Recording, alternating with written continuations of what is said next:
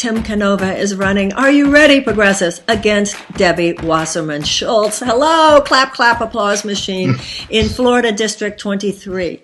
That means that he's running against the machine. We know that this is a political revolutionary time, and it's on two levels. One has to do with the political revolution in the country, and another one, and you see this in the Republican Party as well as the Democratic Party, a revolution against a corporate-held, stultifying, and in his own way corrupt establishment within the parties. So for those of you who have, certainly for those of you who have endorsed Bernie, as I have, and as Tim Canova has, but for any of you who feel that the Democratic Party needs to be less tightly driven by a small group. You know, sometimes I feel like the Republicans have obviously more elitist policies, but almost a more egalitarian relationship with their own constituency. Democrats tend to have more egalitarian policies, but a very elitist relationship with their own constituency. And the likes of Deborah Wasserman Schultz, with all due respect, is exactly that. So I'm thrilled to see that Tim Canova is running. And as you'll hear in just a moment, you'll hear a lot of reasons why it's exciting that he's running. So Tim Canova, hi and welcome. Thank you. Great to be with you. Thanks for having me. I want all the progressives who are listening to know that you are an activist, you are an attorney, you are an educator, and you are a real expert on rigged economic and political systems, so much so that you have worked on various very high-level committees, including formed by Bernie Sanders, having to do with the likes of Joseph Stiglitz and Robert Reich and others who really know what they're talking about, Jeffrey Sachs, James Galbraith, and others who really know what they're talking about the corruption of Wall Street and its influence on the U.S. government. Would you say that that's correct?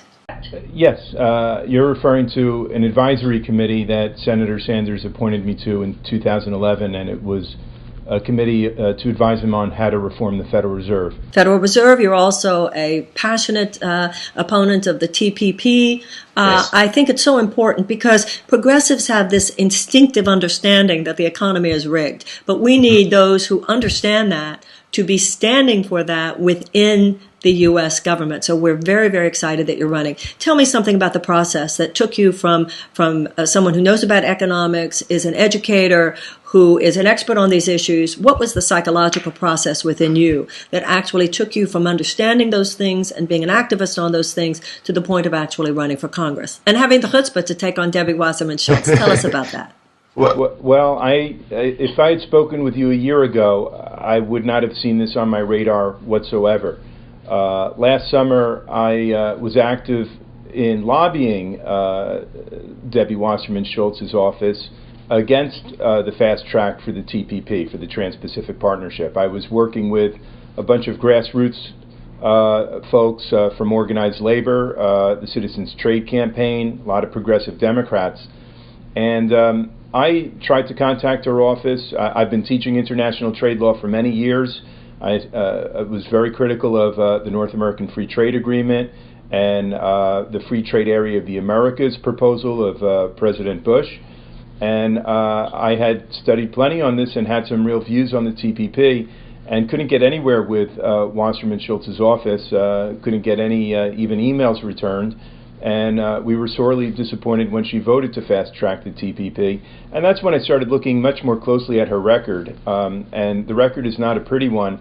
She takes a tremendous amount of money from giant corporations, and she votes in the interests of giant corporations right down the line, very contrary to the interests of real human beings and her own constituents here in Florida's 23rd District. She has voted against Wall Street reform time and time again, most recently voting to prevent the Consumer Financial Protection Bureau from writing rules dealing with payday loans and with racial discrimination in auto loans. Yeah, you would think we didn't even have a financial crisis in 2008 when you see votes like that. She has taken a tremendous amount of money from private prisons, alcohol and beverage political action committees. This was written about in The Intercept recently, and she's, not surprisingly, a big drug warrior. She opposed medical marijuana 2 years ago when it was on the ballot. It almost passed in Florida, just fell short, and she's been for privatized prisons. So these are real contrasts, real differences I have with her. My campaign is not taking a penny of corporate money, and we're representing working folks and real human beings. We want to end this drug war. We believe that state and local governments should make their own drug policies. It shouldn't be dictated by the federal government. We're for reforming Wall Street. We're against these trade giveaways that are really investment agreements for large multinational corporations. We'd like to see Social Security and Medicare protected. Debbie Wasserman Schultz hasn't even signed on to a bill that was introduced by Senators Elizabeth Warren and Sherrod Brown and co-sponsored by Bernie Sanders, which would increase the funding for the Supplemental Security Income Program, which really takes care of the poorest elderly folks and disabled folks in this country. And she's turned her back on that. And then finally, there's the issue of climate change, which in South Florida is not some theoretical discussion. The projections are that within 20 or 30 years, big parts of South Florida are going to be underwater. This is people's livelihoods, and it's their homes that are at stake. And you take a look at something like the Trans-Pacific Partnership, that will make it that much harder to regulate carbon emissions. It will make it that much harder to try to not just stop climate change, but to deal with to mitigate the impact of climate change. Now, every progressive needs to know, in case anybody doesn't, that Debbie Wasserman Schultz, she is the Democratic Party's head of the Congressional Campaign Committee. Is that correct?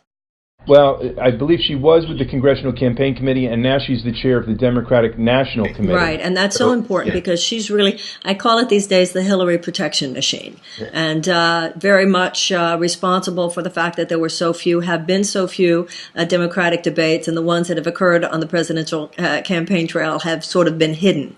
Yes. So I think that for those of us who've been lifelong Democrats, this is a very, very important issue. When I grew up, those who we saw the Democratic Party as a real vessel, as a real container for where you could pour your progressive values into the political system.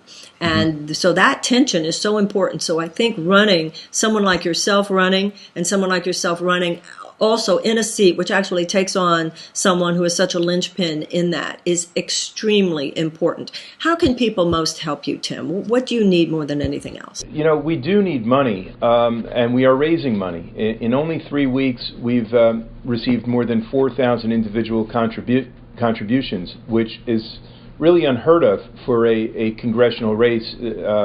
Many congressional races don't get that kind of support during an entire year, and we've gotten that in 3 weeks. And for all the money we've raised in 3 weeks from small contributions, Debbie Wasserman Schultz, in one day, just 2 days ago, had a $5,000 a plate fundraiser. She probably raised as much money in one day from a handful of wealthy CEOs than 4,000 Americans have been able to contribute to this campaign. And I want to stress that these are small contributions. I saw over the weekend an article that the average contribution for Senator Bernie Sanders was $27. Right. So I went on ActBlue to see what our average contribution was, right. And I kid you not, it was $27.27. Right. And I took that as a good omen.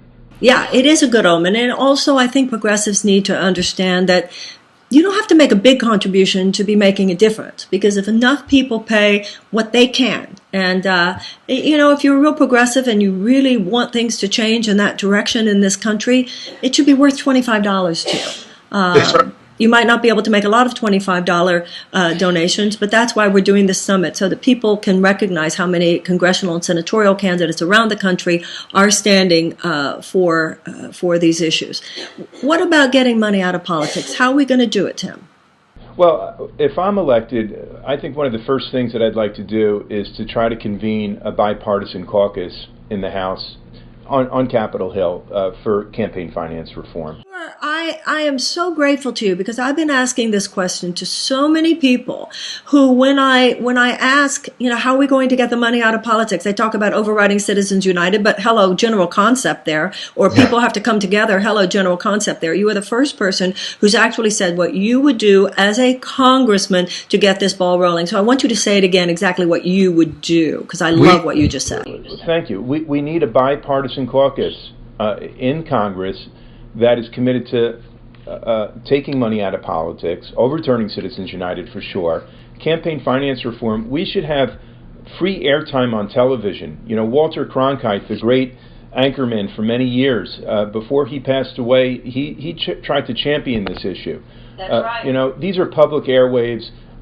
We shouldn't have to rent them back from large corporations. Exactly. And also, Lawrence Lessig says if we have a constitutional amendment calling for public funding of federal campaigns, that by itself overrides Citizens United. Would you support that as a constitutional amendment? 100%. And I make this point time and again, that I think the United States is one of half a dozen democracies around the world that doesn't have publicly financed elections. And, you know, instead we have this system where the politician acts like a middleman or a middle person, you know, collecting money from large corporate interests just to pay large broadcasting interests for 30-second attack ads that really do not add to the public discussion of the issues in any significant way. They're quite the opposite. How old are you? I'm sorry? How old are you?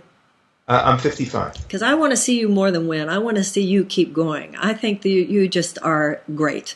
And well, thank you. I like to see someone who is still young enough to have a long road ahead of you in this game. I want you to win. You know, I don't feel all that young, but, you know, I say Senator Sanders has inspired me to see a man 2 decades older than me to be putting it all out on the line. And I realized last summer when that fast track vote happened, I have a lot of faith that Bernie Sanders could get elected. And I thought, if he gets elected, he's got to have a Congress that's going to work with him and pass a new deal, something different than what we've had. And it's not a Congress filled with people like Debbie Wasserman Schultz.